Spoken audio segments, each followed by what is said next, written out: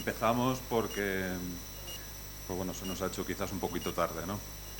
En primer lugar, presentarme. Soy Antonio Balbontín, el secretario general del INSERSO, el Instituto de Mayores y Servicios Sociales. En primer lugar, también como secretario general, quería reconocer a la unidad de formación especializada su trabajo y en particular a Paloma García por el excelente trabajo que ha realizado la organización de estas jornadas.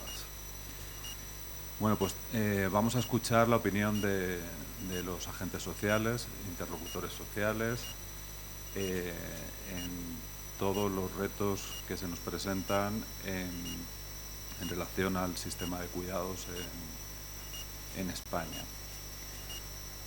En nuestro sistema constitucional, en nuestro sistema político, hay un reconocimiento expreso, un reconocimiento constitucional a la labor fundamental que tienen tanto las organizaciones sindicales como las organizaciones empresariales. Son actores fundamentales, son actores que tenemos que escuchar, que tienen que formar parte del diálogo y tienen que formar parte de las soluciones ante los retos en los que nos encontramos. En el ámbito del sistema de atención de autonomía y atención a la dependencia tenemos un órgano específico que es el Comité Consultivo, en el que forman parte tanto organizaciones sindicales como organizaciones empresariales. Las personas que vienen aquí y que venimos a escuchar forman parte de este órgano, del Comité Consultivo. En el seno del Instituto de Mayores y Servicios Sociales tenemos un órgano que es el Consejo General, en el que también forman parte organizaciones sindicales y organizaciones empresariales. Igualmente, las personas que están aquí también forman parte tanto del Consejo General como de su comisión ejecutiva.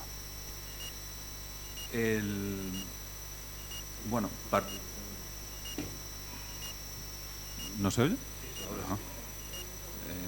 Partimos quizás de un punto de partida.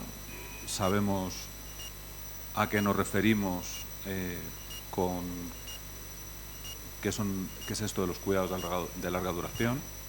Sabemos a quiénes tenemos que atender. Sabemos la importancia del reto al que nos encontramos, derivado del envejecimiento de la población. Aunque quizás como sociedad somos conscientes de la importancia del reto en otros ámbitos. O sea, las personas pues yo creo que de nuestra edad, es habitual que en nuestros entornos nos preguntemos por el sistema de pensiones. ¿Cobraremos pensión? Es habitual. Es habitual que en nuestros entornos nos preguntemos por el sistema sanitario y lo consideramos como un valor. Sin embargo, en nuestros entornos nadie nos pregunta quién nos va a cuidar cuando seamos mayores, ¿no? Y entonces eso es algo que añade dificultad al reto en el que estamos, que es quizás que es un reto de dimensiones muy importantes y que sigue estando oculto para gran parte de la sociedad, ¿no? Entonces, en estos retos, ante el que nos enfrentamos, pues evidentemente tenemos que hablar de calidad como un concepto poliédrico, tanto desde el punto de vista de la persona atendida como desde el punto de vista profesional.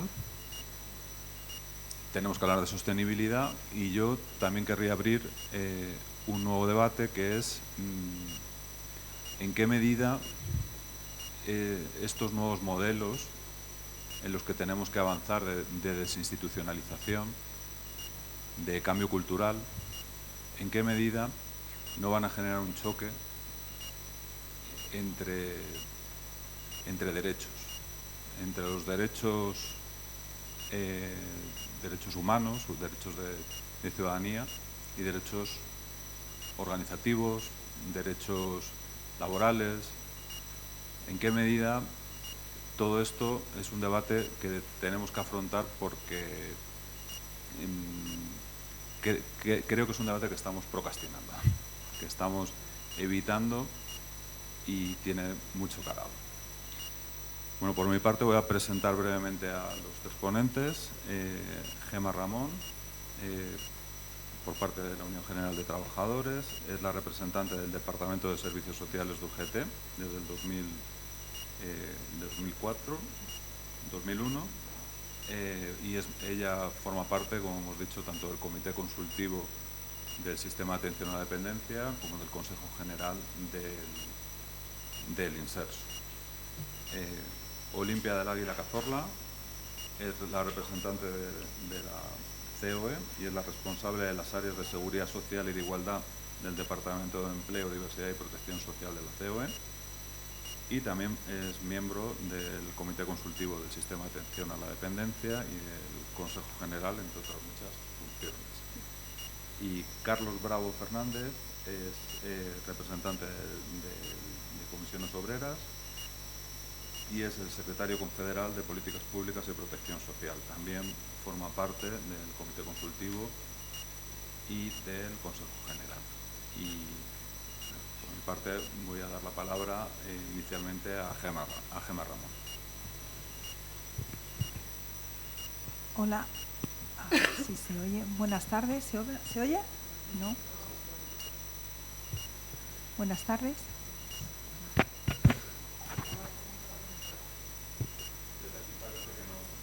Sí, es que da la sensación. Sí, uno más cerca.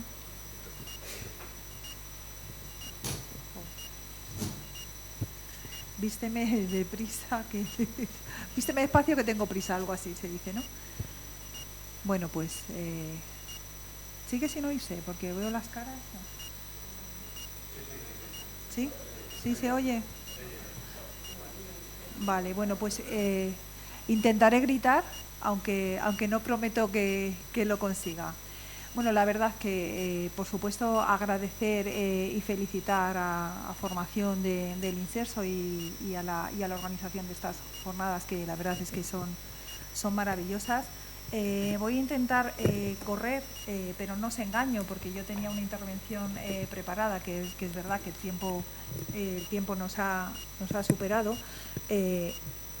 Lo único es que la verdad es que escuchando a los ponentes anteriores y escuchando las mesas, pues casi que son muchas de las cuestiones que dices, voy a decirlo para que no se nos olvide. Entonces, la verdad es que espero no dejarme nada y no liar mucho la intervención que tengo que modificar. Sobre todo pues ¿no? Para dar respuesta y dar contestación a todo lo que se ha planteado, y felicitar por supuesto a los que habéis intervenido con anterioridad.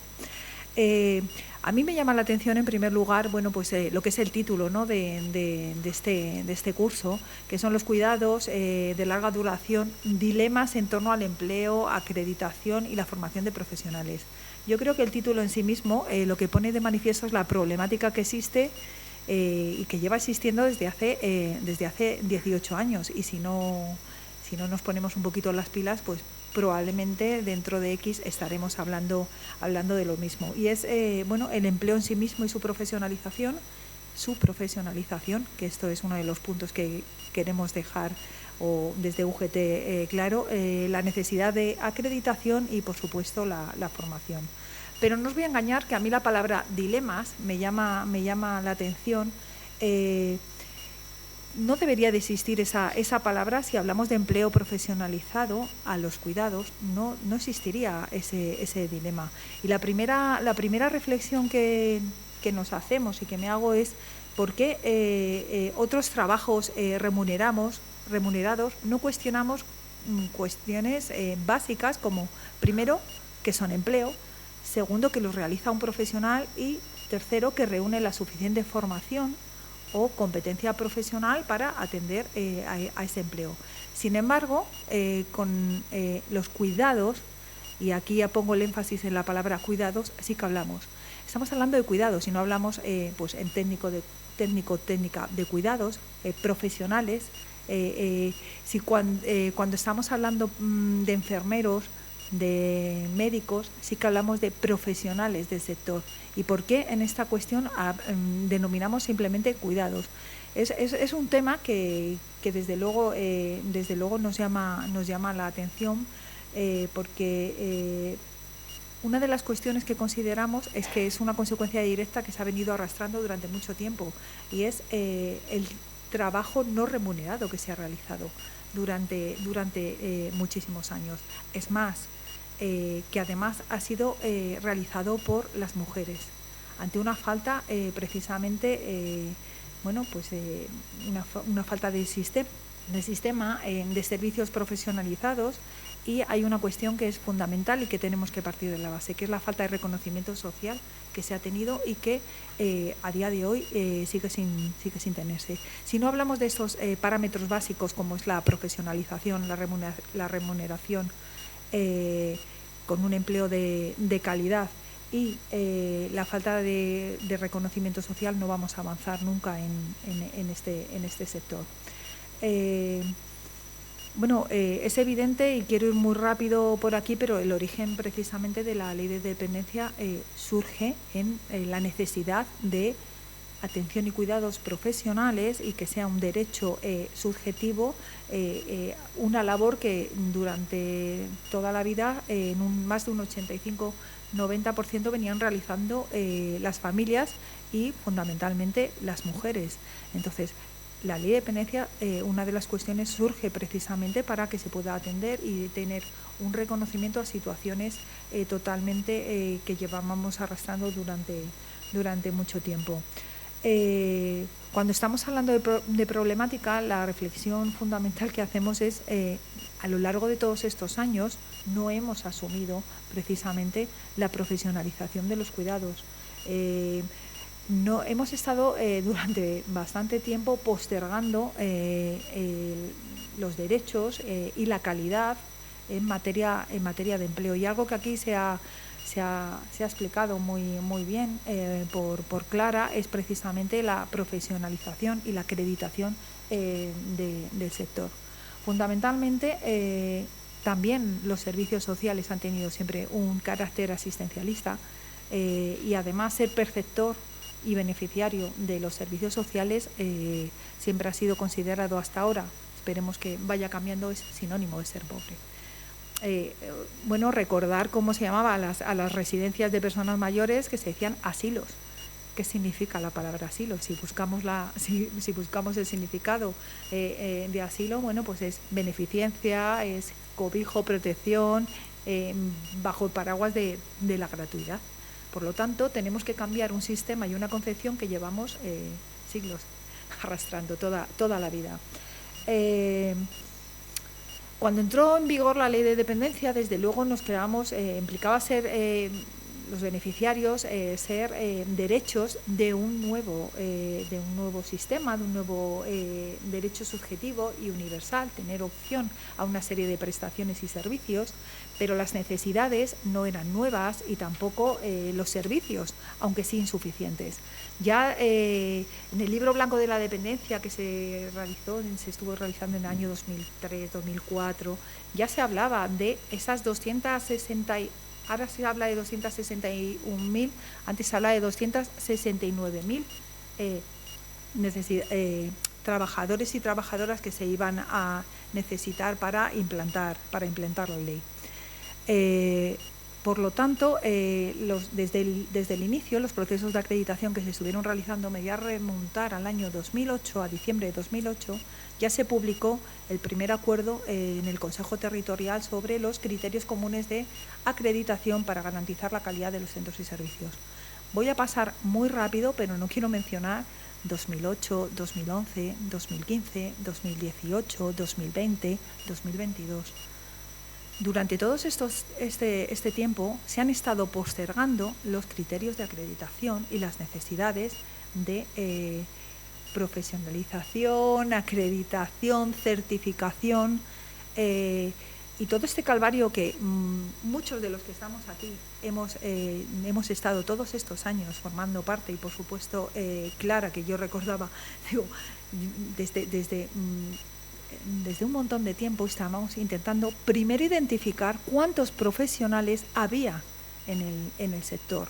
Nos tiramos desde el año 2012, que se creó un grupo de trabajo, hasta el año 2015 para ver cuántos profesionales había. Y sobre todo, cómo se acreditaban y qué competencias. A mí sí que me gustaría dejar claro una cosa. Si bien el denominador común de todos estos acuerdos y todas estas modificaciones parciales de los acuerdos de acreditación, el denominador común ha sido siempre la postergación de esos criterios de acreditación y las competencias profesionales que deberían de reunir los trabajadores y las trabajadoras. Voy a hablar en femenino porque son trabajadoras. Siempre con la espada de Damocles encima del despido por no reunir los requisitos de acreditación. Requisitos que además deberían de establecer las competencias y las habilitaciones profesionales las propias comunidades autónomas y en muchas ocasiones no se realizaban. Y tenías a un profesional durante X años trabajando que podía reunir las unidades de competencia para poder ser acreditados, pero no se establecían convocatorias a la que pudieran concurrir esas trabajadoras y poder acreditarse. Por lo tanto, estamos 18 años con la misma cantinela. Siempre se ha hablado de la transitoriedad y tal, y a mí me gustaría remarcar una cosa. Por ejemplo, en los objetivos en materia de cualificación, ya en el año 2008, cuando nos sentamos a ver cuáles deberían de ser los objetivos, se estableció para las distintas categorías profesionales, cuidador, gerocultor, asistente personal, que estamos diciendo que no se han desarrollado, pero asistente personal ya se estaba valorando en ese momento y ya se decía qué categoría profesional debería de tener, y auxiliar de ayuda a domicilio. Se establecía que para el año 2011 al menos el 35% de los profesionales que atendían debería de estar acreditados, menos el 35%. Y la proyección es que en el año 2015 estuvieran el 100%. Además, también se ha dicho anteriormente, esta certificación podría reducirse, o sea, ese 35% a la mitad cuando se acreditara la no existencia de demandantes de empleo en determinadas zonas. O sea, estamos hablando que el 35%, pues estamos un 17% aproximadamente de supuestas acreditación. Por lo tanto, muchas de las cuestiones que tenemos ahora y que estamos analizando se llevan arrastrando 18 años. Yo, sinceramente, lo que he escuchado de las competencias profesionales que se van a realizar o que se van a hacer, bueno, pues la verdad es que las acreditaciones que se pretenden hacer a veces, bueno, son microacreditaciones con una autoformación o con 10 horas. Bueno, estamos hablando de un sector que creo que merece una profesionalización y una intensidad que desde luego debería de realizarse de esta manera. Y por supuesto también con las competencias profesionales y que llevan mucho tiempo realizando, que desde luego eso tiene que valorarse, que ya se ha valorado en los distintos acuerdos de acreditación, pero que debe de continuar valorándose. Por lo tanto, todas las modificaciones que se han ido realizando no se aplicará hasta el año, estamos en 2008, pues hasta 31 de diciembre de 2011, llegaba a 2011, no se aplicará hasta 31 de diciembre de 2015, lleva a 2015 hasta el 2017, hasta el 2022 o hasta que estas competencias no hayan sido acreditadas. Aquí hemos pasado verdaderas dificultades a la hora, bueno, de conseguir esas acreditaciones y esas habilitaciones que finalmente se hicieron, que se hacían excepcionales, que se hacían provisionales y, bueno, a ver, lo lógico es que el profesional del sector o la profesional del sector pueda, en la medida en la que está realizando una labor, pueda acreditar su competencia profesional por la labor que está realizando y no tenga que estar supeditado únicamente a un plazo que se cierra y que en muchas ocasiones, bueno, la mayoría dependía que la comunidad autónoma abriera o no abriera esa circunstancia para poderse acreditar. Hay una cosa fundamental que es con respecto a las ratios. yo simplemente voy a poner en contraste el acuerdo del año 2009 y el acuerdo del año 2022 con respecto a las ratios para las categorías profesionales de cuidador, gerocultor, cuidadora, gerocultora en residencias. Si cogemos el acuerdo de 2009, la ratio exigible para el año 2011 era de 0,28. Si cogemos las ratios para el año 2025, que estaría ahora mismo en vigor, es 0,33. O bueno, 0,35 es hasta 31 del 12. Hombre, hay muy poca diferencia en cuanto a ratios y mucha diferencia en cuanto a años. Creo que si hubiéramos trabajado de otra manera, este incremento debería de haberse exigido de otra forma también. Y también con esa proyección o ese análisis que he querido hacer, si tenemos en cuenta la situación a 1 de diciembre de 2009, los beneficiarios con derecho a prestación eran de 717.000 personas. Con la PCET, la prestación económica del cuidador familiar era de un 51,16. Con los datos a 30 de junio, los beneficiarios con una prestación efectiva son de 1.538.000 personas. Si tenemos en cuenta la PC, es de 680.000 aproximadamente. Supone un 42%. Hombre, se está duplicando, pero las ratios desde luego no.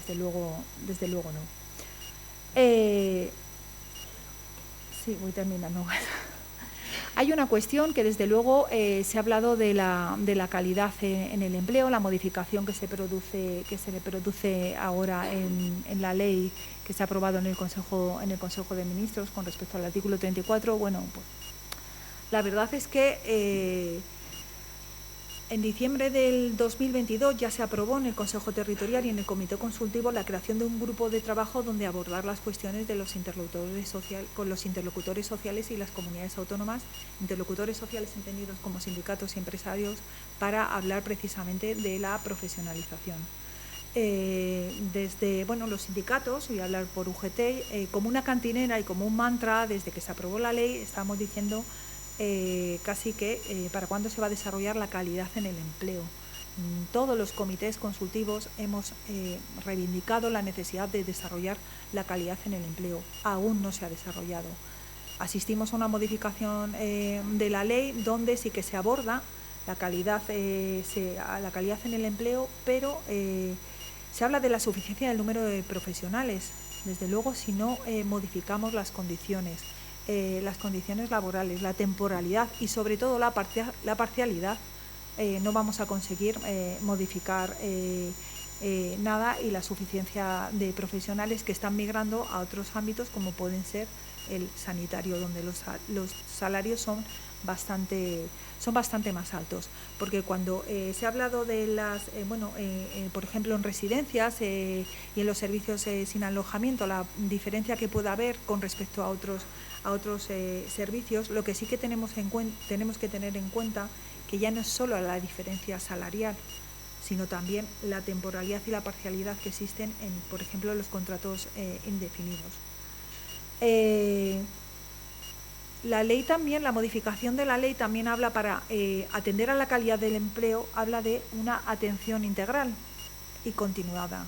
A nosotros nos gustaría decir, a UGT, que las ratios, por mucho que no vamos a solucionar una atención integral con las ratios por mucho que las incrementemos, sino con la intensidad de las prestaciones, porque si no subimos la intensidad de las prestaciones, no va a ser suficiente para hablar de esa atención integral y continuada, que por cierto es un principio básico establecido en la ley y que a día de hoy no se cumple, incluso incrementando las ratios.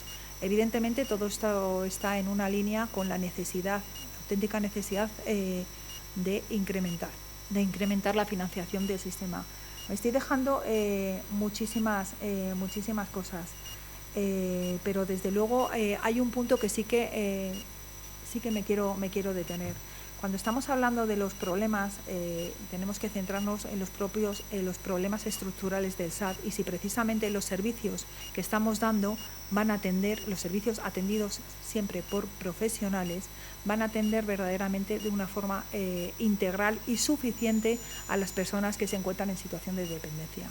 En un escenario donde la APCEP estamos en un 42%, por no hablar de otro tipo de prestaciones de carácter económica, en un escenario donde el convenio de cuidadores, de cuidadoras, asciende a 92.378 personas, de las cuales el 87,6% son mujeres. Por cierto, extranjeras, 7.000, supone un 7,6%. Y cada año se incrementa en torno a 10.000. En este trimestre tan solo se ha incrementado, no llega a 5.000. Bueno, digo tan solo. Pero hay un punto muy importante: esto no es empleo, son cuidados no profesionales, son cuidados en el hogar, y la prestación económica es para la persona que se encuentra en situación de dependencia. Desde UGT estamos hablando de empleo de profesionales, como se quiera intensificar, como se quiera hacer, y bajo los paraguas de servicios que se quieran, desde luego, complementar. Pero si queremos hablar de empleo, el primer reto precisamente es profesionalizar el sector y no cubrirlo a través de empleos que no otros cuidados que no son profesionales. Fundamentalmente, los problemas que está planteando el sector y que a la vez son necesidades a cubrir es el incremento de la financiación pública, el aumento de los salarios, que desde luego va a venir determinado no solo por el incremento de la contratación indefinida a jornada completa, sino por la parcialidad, y por una adecuada formación. Me estoy dejando muchísimas cuestiones, pero bueno, el tiempo ya me apura. Gracias.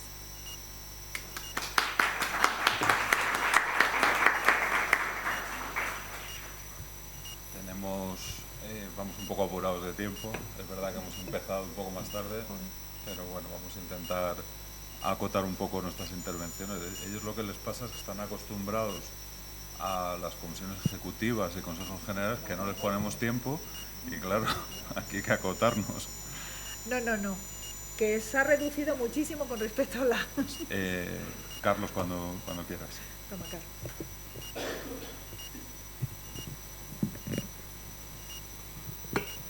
Bueno, pues buenos días. Agradecer lo primero la invitación al INSESO, a Maite y a la Secretaría de Estado por darnos la oportunidad de participar hoy y bueno, por la atención recibida. Yo además he tenido que salir a una reunión, me han buscado sitio y todo, o sea que a Paloma también me sumo a la felicitación que hacía antes Balbotín.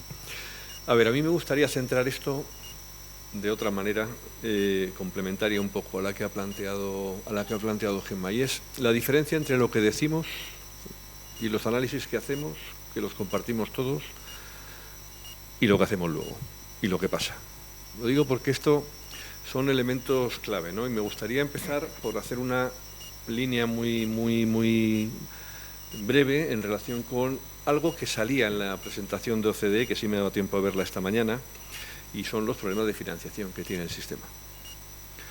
Si estamos dedicando el 0,8% del Producto Interior Bruto a financiar el sistema y convenimos que nos hace falta como mínimo el doble, pues tenemos un problema. Un problema que nos lleva a intentar cuadrar las listas de espera, donde tenemos colocadas a centenares de miles de personas, pese a que hemos incrementado enormemente el número de personas atendidas con el plan de choque 21-23.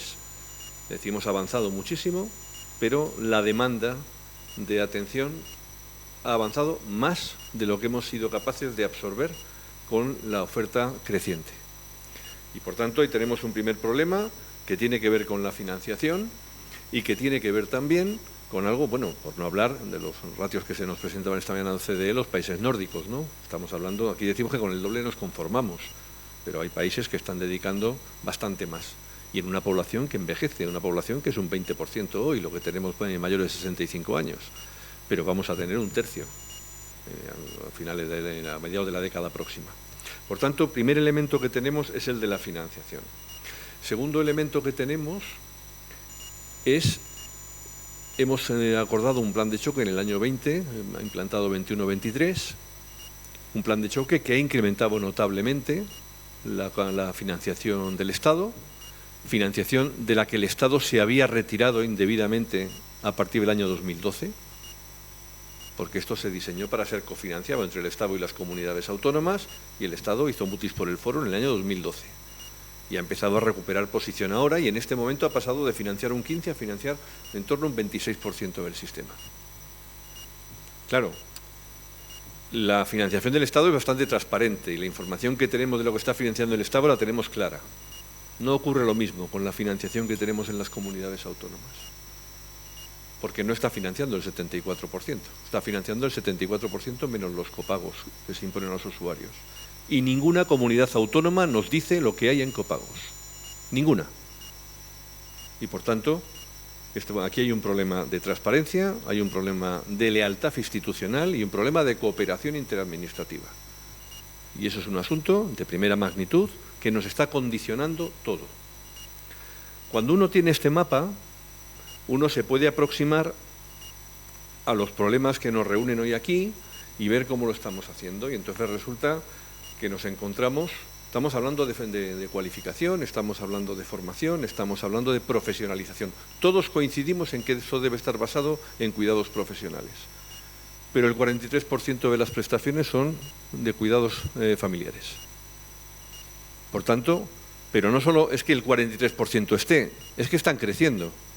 Es que en los últimos 18 meses hemos pasado de 550.000 a 680.000. Es que las dos formas de atención que tenemos que están creciendo de manera más clara son los cuidados no profesionales a cargo de familiares y las prestaciones económicas vinculadas a un servicio que conllevan un doble copago.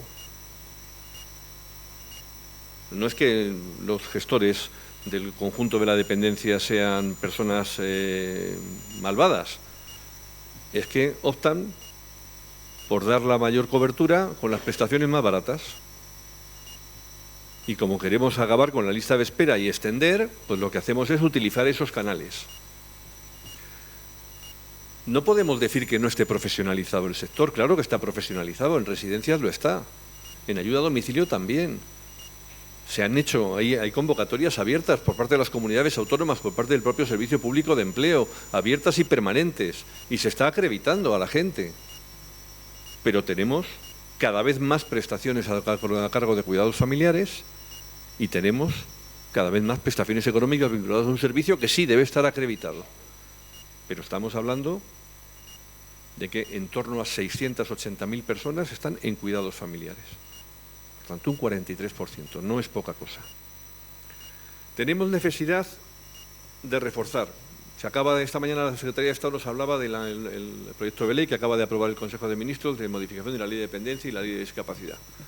Es verdad, y como bien decía ella, que hemos participado de manera muy activa e intensa en conversaciones en relación con la parte de la Ley de Dependencia, no con la de discapacidad.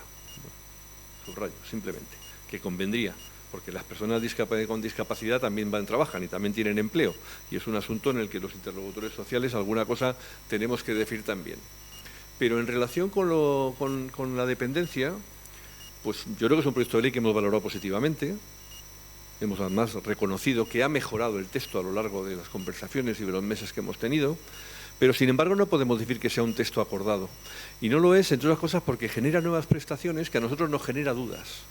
Nos generan dudas realmente en cuanto a si van a ser atendidas por profesionales o si una parte de ellas, vinculadas a esos apoyos en domicilio que se están planteando, no lo son. Y es algo sobre lo que tendremos que trabajar. Y tendremos que trabajar de manera intensa porque nosotros, sabiendo que los cuidados familiares no profesionales siempre van a ser básicos, porque salvo en residencia, el apoyo familiar es determinante siempre en los cuidados porque no hay capacidad para cubrir las 24 horas al día, pero nosotros queremos que la gente tenga servicios profesionales, la totalidad de las personas tengan servicios profesionales, sean teleasistencia, sean ayuda a domicilio. La desinstitucionalización nos tiene que llevar a fomentar esto, pero nos tiene que llevar a fomentarlo con más financiación y con mejora de las ratios, de los servicios que se prestan, de las intensidades que se prestan en el ayuda a domicilio, y esto tiene una relación directa, es otra de las polémicas un poco artificiales en nuestra opinión, entre la calidad del servicio y la calidad del empleo. Para nosotros la calidad del empleo es una condición necesaria para la calidad del servicio. Y por tanto, la contraposición entre la calidad del servicio y la calidad del empleo es algo que nosotros creemos que no se debe producir. La realidad que tenemos es que las personas que trabajan en este sector tienen un trabajo poco valorado socialmente, poco valorado económicamente, poco valorado en materia de condiciones de trabajo. Y eso es lo que tenemos que cambiar.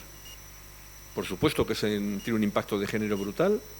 Estamos hablando de 8 de cada 10 personas que trabajan aquí son mujeres. Estamos hablando de un impacto que tiene también en personas de origen extranjero, de manera creciente. Estamos hablando de la necesidad de que haya cualificaciones. Se vienen cualificando en los últimos años. Es verdad que ha habido algún momento, como en COVID, donde se abre la mano para intentar con la experiencia recoger la acreditación necesaria y que tenemos que impulsarlo mucho más. Nos ha alegrado enormemente cuando Clara ha hablado de ese programa formativo del que hablaba en la situación anterior. Nosotros vemos la necesidad de una formación troncal que valga para todos los elementos, y luego una formación especializada cuando estás en residencias, o estás en centros de día, o estás en ayuda a domicilio o en teleasistencia. Nos gustará discutir ese programa que se ha presentado hoy, porque no hemos tenido oportunidad de hacerlo en los órganos de participación. Se decía que estamos en el comité consultivo, en el Consejo General, en la Comisión Ejecutiva. Sería bueno que este tipo de programas los podamos ver y los podamos analizar ahí, porque luego tienen que desarrollarse con las personas que están trabajando en los sectores. Y esas personas pues las vamos a representar, las organizaciones sindicales y la parte que corresponde a los empleadores, a las organizaciones empresariales. Y por tanto, conviene que lo hagamos de manera participada y de manera clara. ¿Cómo tenemos que incidir? Tenemos que incidir en la calidad del empleo. Tenemos que incidir en la calidad de la cualificación y la cualificación permanente. Tenemos que mejorar la financiación, pero para mejorar las intensidades.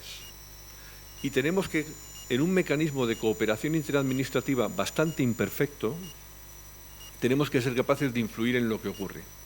Nosotros firmamos el plan de choque 21-23, no firmamos el acuerdo de acreditación del 22. Entre otras cosas porque estuvimos discutiendo y negociando con el Gobierno central unas ratios y unas intensidades superiores a las que finalmente se aprobaron.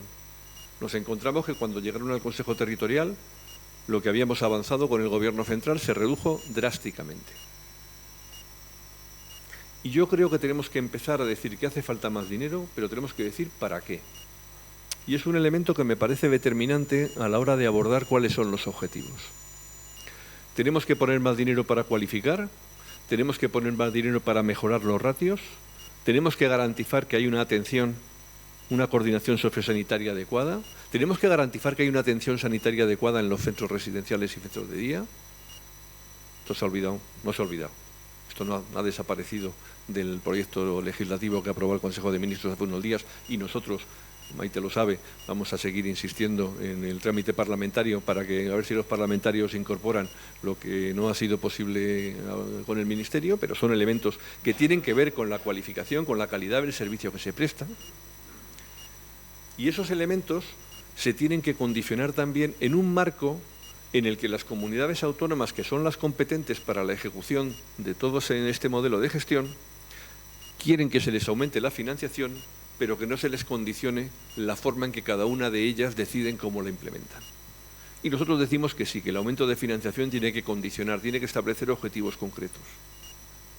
Y un objetivo concreto, y alguna experiencia hay, el otro día había una jornada del Ministerio y la representante de Navarra lo explicaba y lo explicaba bastante bien y de manera muy interesante.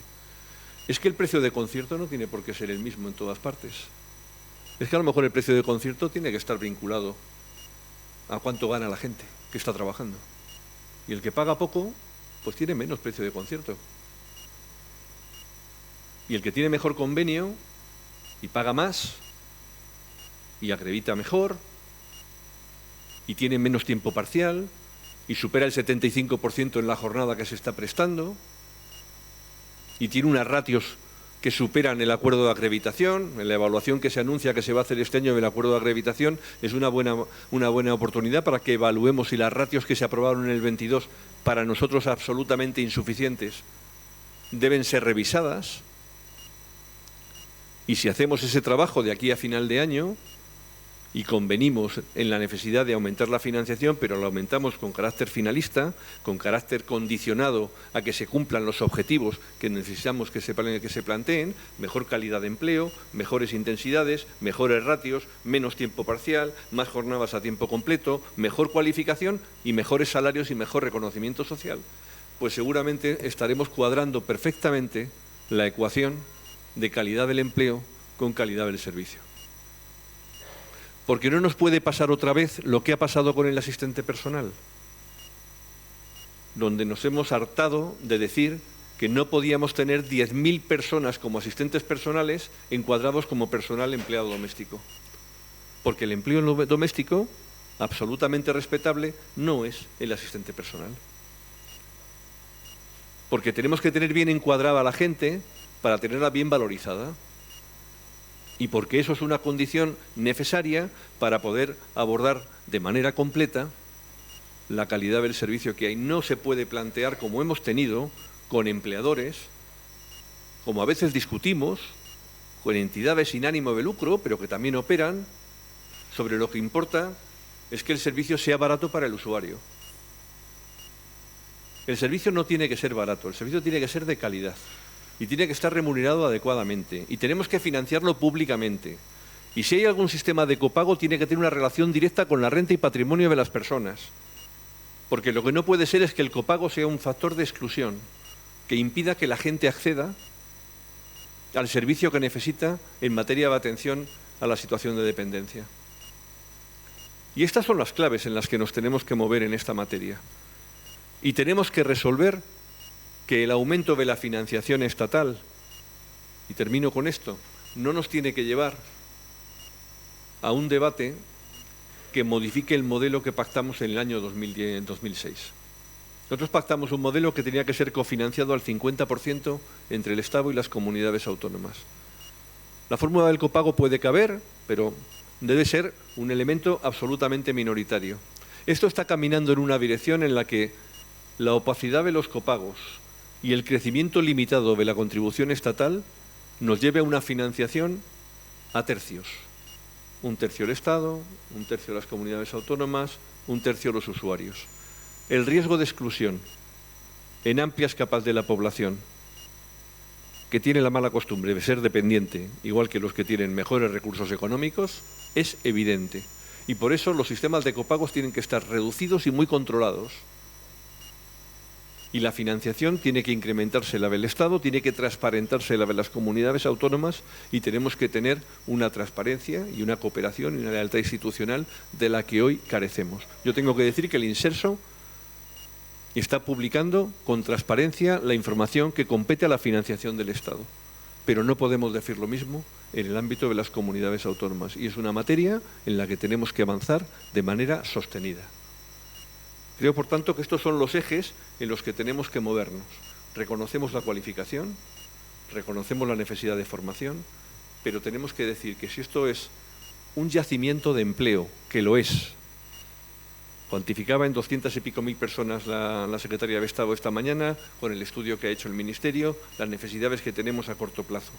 Vamos a tener mucha más gente trabajando aquí. Pero queremos tener gente trabajando con calidad, con buenas condiciones, porque es la condición necesaria para la calidad del servicio.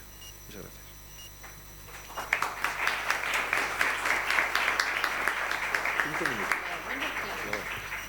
Muchas gracias, Carlos. Olimpia, cuando quieras. Muchas gracias. Bueno, muchas gracias a todos, porque... ¡Ay, no se oye! ¿No? ¿Sí? A ver. Bueno, muchas gracias, buenas tardes y por supuesto gracias al Inserso, a la Secretaría de Estado y además por tener el acierto de introducir un tema que va a ser radical para cómo nos vamos a constituir casi como sociedad en las próximas décadas. Es que dentro de los cursos de verano la Complutense se dedique una mañana y una tarde a cómo vamos a gestionar, mañana también, 2 días más a mi favor, a cómo vamos a gestionarnos como sociedad en lo principal, en lo que nos une, que es cómo nos cuidamos unos a otros, los seres humanos. Somos... ¿Así? Vale. Me avisas, ¿vale? Sí. Los seres humanos somos seres relacionales, nos convertimos en personas cuando nos relacionamos con el otro. La forma de configurar los cuidados nos va a configurar como sociedad. Y este es el debate. Yo voy a intentar ser bastante breve porque son las horas que son y muchas de las cosas, o la gran mayoría de las cosas que se han dicho esta mañana son las necesarias para introducir el debate.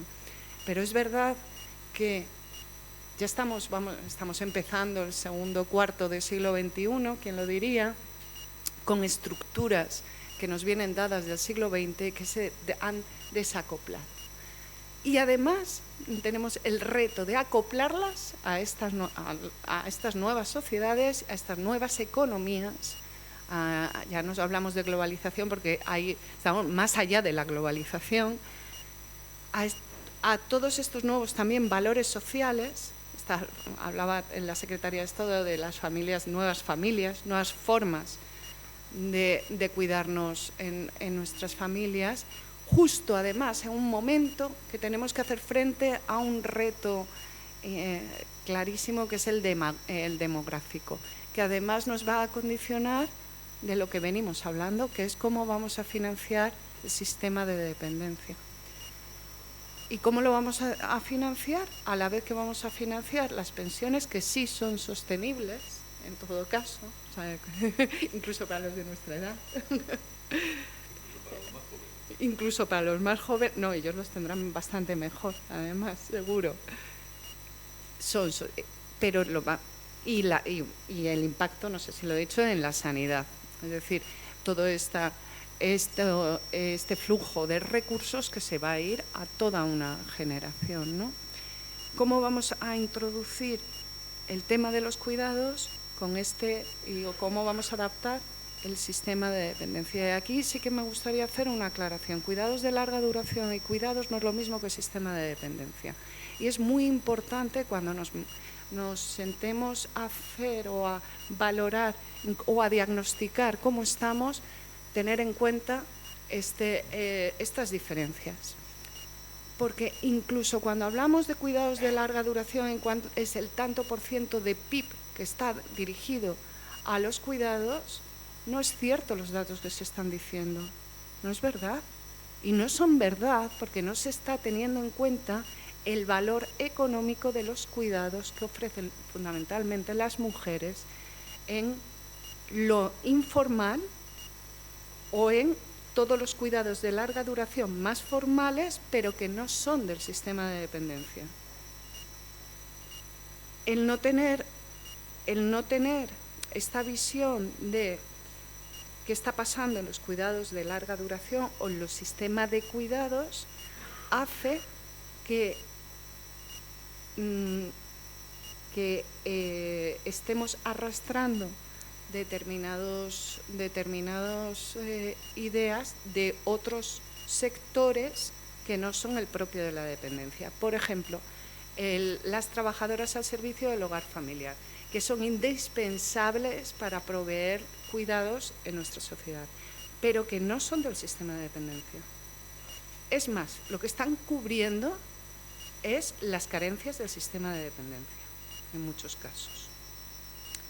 Y esto es importante, porque si no tenemos claro